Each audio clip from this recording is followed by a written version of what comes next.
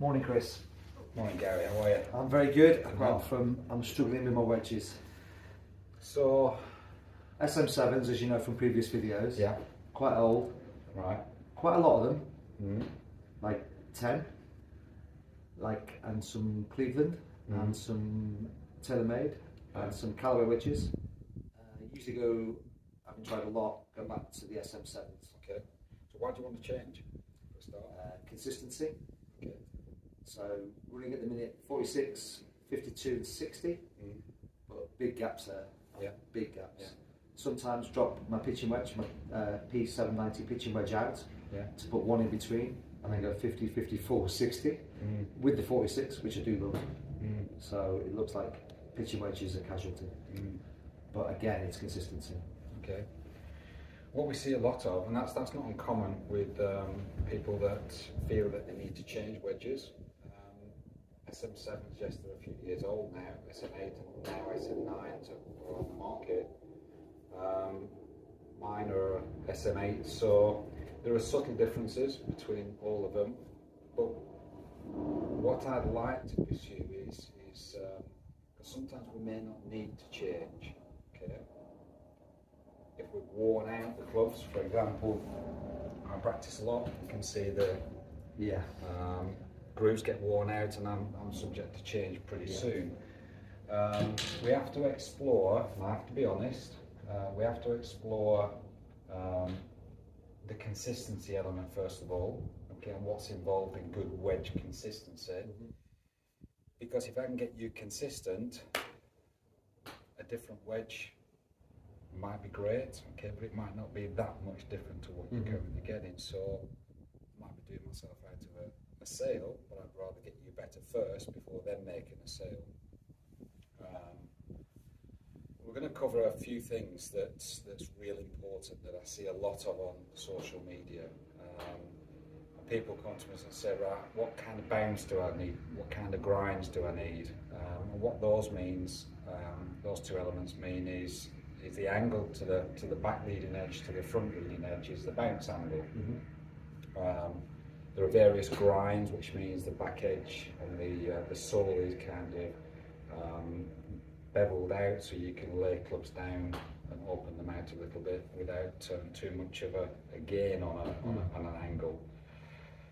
But then we also see videos on how to use bounce, and that is so destructive. Because we have players coming in wanting to use their bounce on the golf club, where it's the function of it is simply just to get the club through the sand without it. The older clubs that gone back 1930s didn't have a bevel back, didn't have a width to it. It was just a sharp, like a butter knife, and it went straight into the sand, didn't come out the other end. Gene Sarazen was the guy that created bounce. He created a bevel back, angled it a little bit so the club just came out by itself. So when we talk about bounce, we just need to understand where the golfer is playing. Is he a seaside course player where the sand is quite firm? He'll need less bounce. Is he playing here or at a resort where there's lots of sand, where you'll need a little bit more bounce? That is it. Don't try and use it. So you don't think about turf interaction? No, not at all. Just trust it. Just trust an action that I'm going to be exploring now. I think for good wedge consistency, we need a few things. We need strike, and that strike must be past the ball. If we strike a wedge before the ball, doesn't matter what you do with the golf swing, your ball won't go anywhere. So strike is priority number one. So when we talk about strike, we're striking past the ball. That's going to give us the ball speed. We need consistent speeds. If you are moving a wedge out at 70 mile an hour and then all of a sudden drop at 65 mile an hour because you think you don't want to hit it hard because the flag's only 100 yards away, we have a lot of deceleration going on with a lot of players. That 5 yards, or 5 mile an hour drop could equate to 10 yards or maybe more. So consistency in strike, consistency in speed, and there's one key other element that is extremely important, and that is how to square up that club face at impact. That is, I don't see a lot of that on the socials. You know, if you are slightly shut or slightly open with a wedge, your ball moves left or right of target. It doesn't have enough time in the air to spin back to the middle. It will just go off to the left or off to the right considerably. If you are a degree or two shut, good luck, you're 20 feet away. So we have to learn how to deliver good strike, keep a good consistent speed going on, and learn how to square this thing up. The ball's going to tell you what's happened. If you pull a shot, the ball's going to tell you, I've come in at 3-4 degrees shut.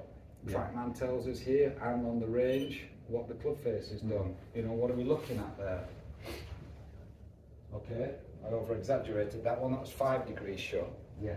So learning how to square up, the golf ball will tell you. So that is going to give us consistency. Once we've got that, we then can take a look at, okay, we're striking it nicely. We can have a look at gapping properly. Get your wedge out. I've got a pitching wedge here. I'm going to hit some full shots. This one goes 115 yards.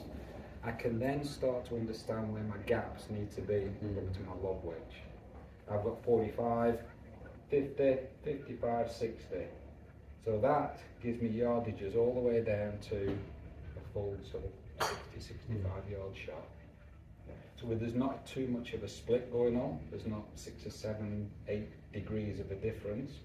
There are tight dispersion, the tight differences in loft on all of these. We might not need 4. We might drop one, and we might go pitching wedge 52, 58. We can bend wedges as well, so you might not need to purchase. We've got loft and line machines here, so we can bend. If the wedges aren't worn out like mine, then they've got another year out of them. And if we are changing, that's how we first go about changing. Get the action, let's get some consistency, then let's get some good gapping done, then let's try new clubs. So new clubs sometimes give us a better feel, you know, because they're always improving their elevation capabilities and also better feel on the club head. That's how I would go about fitting wedges. Thank you very much, Chris. Cheers, pal.